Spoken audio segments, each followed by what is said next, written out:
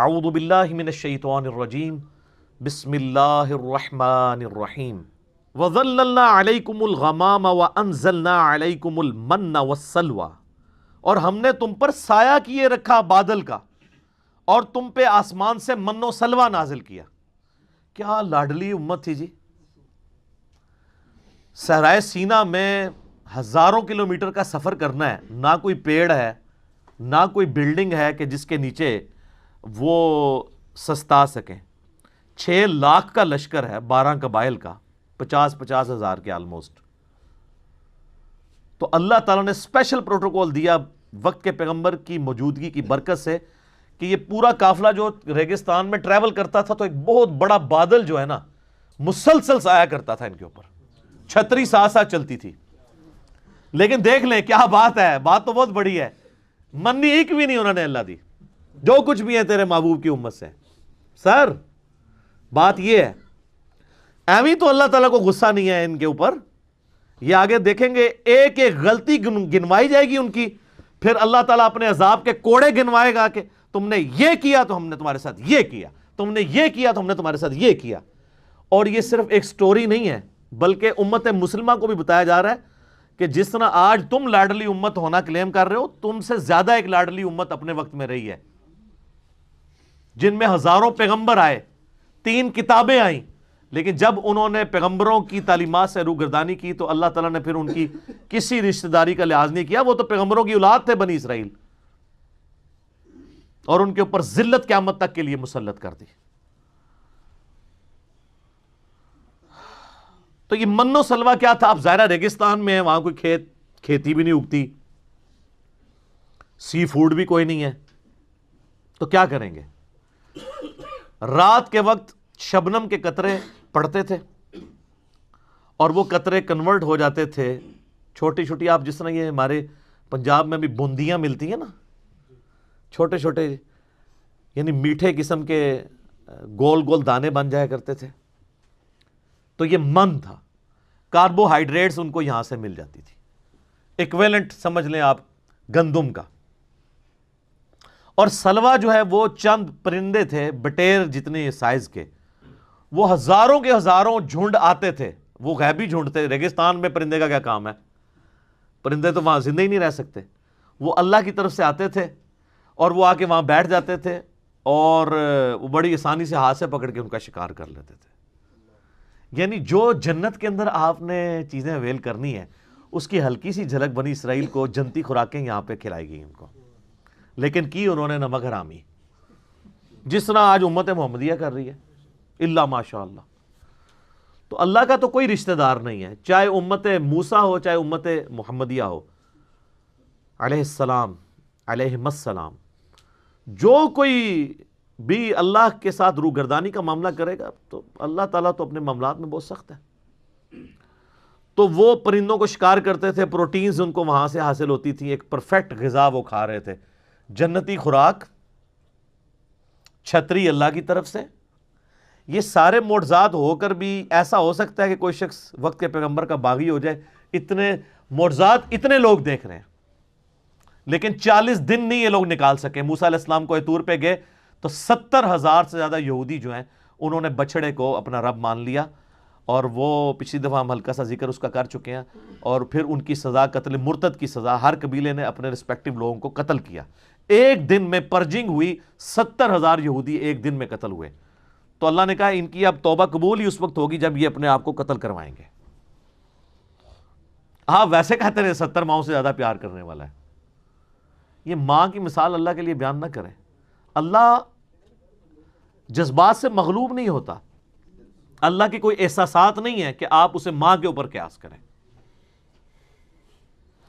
کلوا من طیبات ما رزقناکم، کھاؤ اس پاکیزہ رزق میں سے جو ہم نے تمہیں دیا، من و سلوہ کھاؤ، جنتی خوراکاں۔ سر من دوستو جنتی خوراک مل رہی ہے، کوئی کسی کو کوئی مزدوری نہیں کرنی پڑ رہی، پوائنٹ ٹو بی نوٹڈ، کوئی سروسز نہیں دینی پڑ رہی، گھر بیٹھے کھا رہے ہیں۔ جس طرح ہمارے یہاں زیادہ تر لوگ گھر بیٹھ کے کھا رہے ہیں، پیسہ جو ہے وہ انگلینڈ سے آ رہا ہے اور امریکہ سے ریمیٹنس کی شکل میں۔ ان ایریاز کے لوگ جو ہیں، جہلم کے، گجرات کے، میرپور کے، تو یہ تو ریمیٹنس اللہ کی طرف سے آ رہے تھے ان کو، اور جا کے منی ایکسچینج بھی نہیں کرانی پڑتی تھی اور کسی کی منت بھی نہیں مارنی پڑتی تھی. اٹھو اپنے خیموں سے نکلو, خیمے کے باہر جتنا ہے وہ تمہارا ہے, نہ کوئی دانہ اگانا پڑنا ہے, نہ پانی دینا پڑنے ہے, نہ آپ کو کوئی فصل اگانی پڑنی ہے, نہ ٹینشن ہے کہ بارش ہوگی کہ نہیں ہوگی. نہیں, جنتی خوراک آ رہی غیبی اللہ تعالیٰ کی طرف سے. کھاؤ اللہ کے رزق میں سے. وما ظلمونا ولکن کانوا انفسهم یظلمون, ہم نے ان پر کوئی ظلم نہیں کیا تھا بلکہ انہوں نے خود ہی اپنی جانوں پر ظلم کیا. کیا سوز و گداز چھپا ہوا ہے جی اس جملے کے اندر. اللہ کہتا ہے میں نے تو کوئی کسر نہیں اٹھا رکھی, میں نے تو اتنے لاڈ کیے ان کے ساتھ, ہم نے کوئی ظلم نہیں کیا, ہم جو کر سکتے تھے کیا, لیکن انہوں نے اپنی جانوں پہ ظلم کیا, ہمارے ساتھ غداری کی. سر اس میں یہ جب قرآن نازل ہو رہا تھا نا, صحابہ کرام تو شاید اس انٹینسٹی کو نہ سمجھ سکتے. آج 1400 سال بعد ہم اس درد کو جس طرح سمجھ سکتے ہیں نا کہ اس وقت یہ آیات نازل ہوئی ہیں, انہوں نے تو سوچا بھی نہیں ہوگا. بلکہ بخاری مسلم میں آپ کو درجنوں احادیث ملیں گی کہ صحابہ کرام جب کبھی کوئی مشکل وقت آتا تھا حضور کو بنی اسرائیل کی مثال دیا کرتے تھے, یا رسول اللہ ہم موسیٰ کے ساتھی نہیں ہیں, ہم آپ کے ساتھی ہیں, ہم آپ کو اکیلا نہیں چھوڑیں گے. لیکن ان بیچاروں کو کیا پتا تھا کہ بعد والی امت کیا کرے گی. آج ہم 1400 سال ہسٹری میں دیکھ سکتے ہیں کہ اس امت نے اپنے نبی کے ساتھ غداری کی, اپنے رب کے ساتھ غداری کی, اپنے دین کے ساتھ غداری کی. تو اللہ کہتا ہے ہم نے تو کسی پہ ظلم نہیں کیا تھا, انہوں نے خود ہی اپنی جانوں پر ظلم کیا. یعنی انہوں نے خود ایسے اعمال کیے کہ ہمارے عذاب کا کوڑا ان پر برسا اور اللہ تعالیٰ نے ان کے اوپر لعنت فرمائی. وَإِذْ قُلْنَا ادْخُلُوا هَٰذِهِ الْقَرْيَةَ, اور جب ہم نے ان کو حکم دیا تھا کہ دیکھنا اس شہر میں جب داخل ہو, فَكُلُوا مِنْهَا حَيْثُ شِئْتُمْ رَغَدًا, تو جو چاہو کھاؤ جتنا چاہو, یعنی حلال میں سے, لیکن ایک شرط کے ساتھ.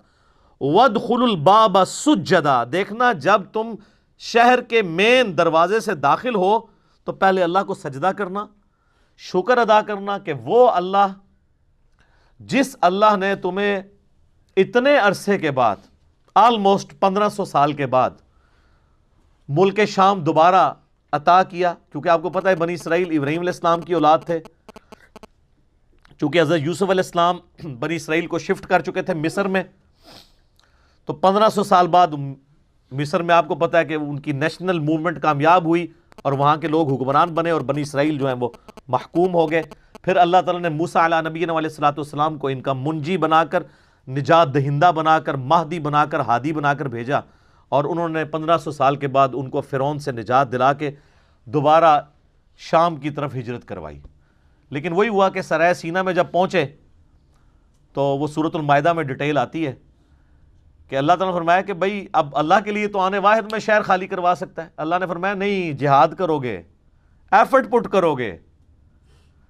تو 3 بندے حضرت موسیٰ علیہ السلام کے ساتھ صرف 2 لوگ کھڑے ہوئے.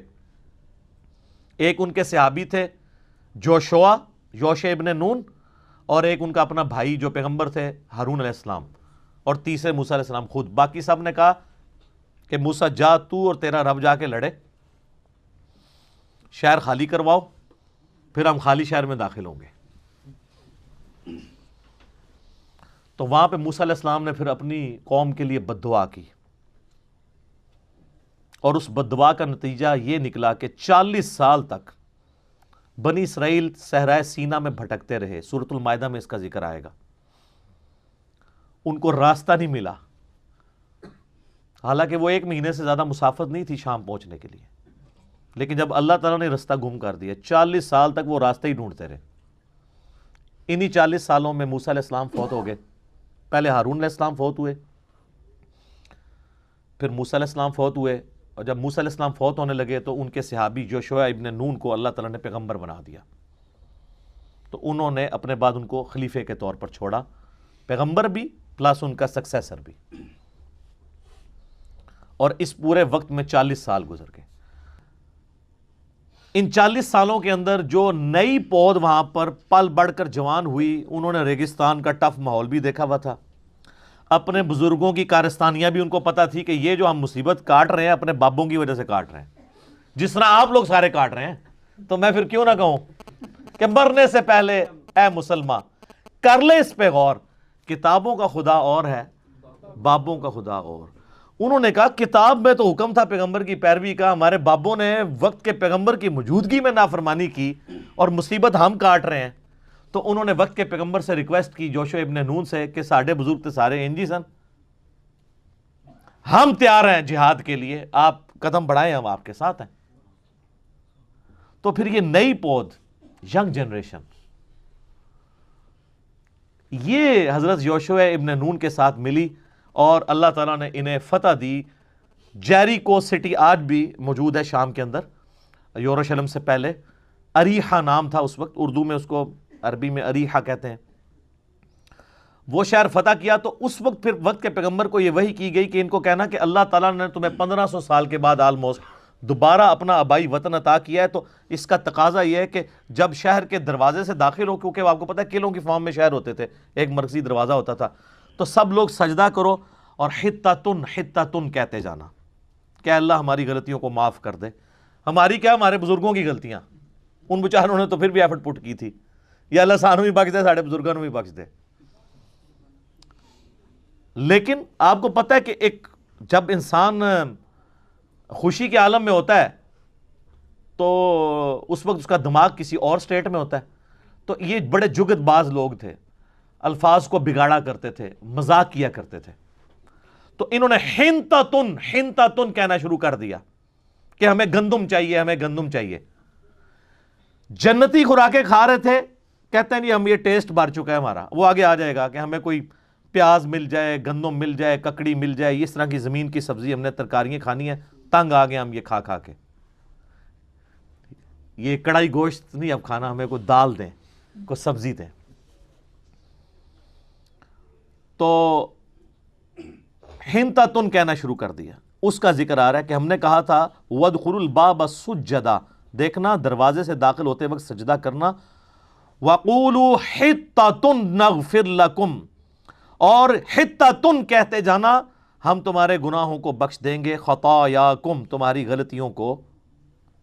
وَسَنَزِيدُ الْمُحْسِنِينَ، اور ہم نیکوکاروں کو، احسان کی روش اختیار کرنے والوں کو مزید دیتے ہیں. فَبَدَّلَ الَّذِينَ ظَلَمُوا قَوْلًا غَيْرَ الَّذِي قِيلَ لَهُمْ، لیکن ان ظالموں نے اس قول کو دوسرے قول سے بدل دیا. جس قول کا کہا گیا تھا حتتن کی بجائے انہوں نے حنتتن کہا. صحیح بخاری میں اس کانٹیکسٹ میں حدیث ہے کہ انہوں نے حنتتن کا لفظ استعمال کیا. لو جی سر، پہلا یونیورسل ٹروتھ آ رہا ہے کہ جب انہوں نے یہ روگردانی کی تو اللہ تعالیٰ کی طرف سے عذاب کا کوڑا ان پر برسا. فَأَنزَلْنَا عَلَى الَّذِينَ ظَلَمُوا رِجْزًا مِّنَ السَّمَاءِ، تو ہم نے آسمانوں سے ایک عذاب ان پر نازل کر دیا، بِمَا كَانُوا يَفْسُقُونَ، ان کی نافرمانی کے سبب. اور یہ عذاب کیا تھا، اس کی ڈیٹیل تورات میں ملتی ہے کہ طاعون کا مرض پھیل گیا، پلیگ. اور یہ اتنا خطرناک مرض تھا، آج بھی آپ ذرا گوگل میں ہسٹری لکھیں کہ صرف یورپ کے اندر 14ویں صدی عیسوی کے اندر، آج سے آلموسٹ 700 سال پہلے یا 600 سال پہلے کہہ لیں، 2 کروڑ لوگ مرے ہیں طاعون سے. 2 کروڑ 200 ملین، اور دنیا کی آبادی آلموسٹ 30% کم ہو گئی تھی. جب طاعون پھیلتا تھا تو پھر وہ ایک سمجھ لیں جس طرح آج کل آپ کا یہ کرونا وائرس، یہ تو خیر کچھ بھی نہیں اس کے مقابلے پہ، اس میں تو ڈیتھ ریٹ بہت کم ہے. طاعون میں تو کوئی ہزاروں میں ایک بندہ بچتا تھا، اس میں تو 100 میں سے 2 مرتے ہیں، 98 پھر بھی بچ جاتے ہیں. تو پلیگ ان کے اوپر آئی، طاعون کے مرض میں یہ تباہ و برباد کر دیے گئے. بخاری اور مسلم دونوں میں حدیث ہے کہ بنی اسرائیل پر عذاب کا کوڑا اللہ تعالیٰ نے طاعون کی شکل میں نازل کیا، اور اہل ایمان کے لیے اس میں رحمت ہے. لہٰذا جب کبھی کہیں پر طاعون یا وبائی مرض پھیلے تو وہاں سے باہر نہ نکلو، اور باہر کے لوگ اندر نہ آئیں، اور وہاں پر ان مصائب پر صبر کرو. اللہ نے جو تمہاری قسمت میں لکھا ہوگا وہ معاملہ ہو جائے گا. اگر موت لکھی ہوگی تو موت، زندگی ہوگی تو زندگی. اللہ کی طرف رجوع لاؤ. اور جو کوئی اس طاعون کے مرض میں مر گیا، اللہ تعالیٰ کے حضور وہ شہید لکھا جائے گا. بہرحال ان کے اوپر عذاب کا کوڑا برسا.